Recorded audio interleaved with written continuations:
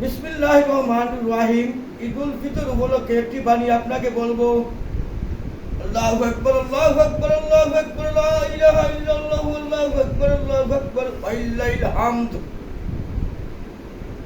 বাংলাদেশের প্রতি আমার খুব ভালোবাসা, খুব গভীর ভালোবাসা। তাই বাংলাদেশের প্রতি পবিত্র ঈদুল ফিতর উপলক্ষে একটি বাণী। 31শে মার্চ রোজ সোমবারে, 31শে মার্চ রোজ সোমবারে পবিত্র ঈদুল ফিতর উদযাপিত হয় বাংলাদেশে। তাই আমরা মুসলমানের নারীকে সবাই ভালোবাসি রে। 31শে মার্চ রোজ সোমবারে পবিত্র ঈদুল ফিতর উদযাপিত হয় বাংলাদেশে। বাংলাদেশের মুসলিম নর নারী যত, তাদের প্রতি শ্রদ্ধা নিবেদন জানাই আমি শত।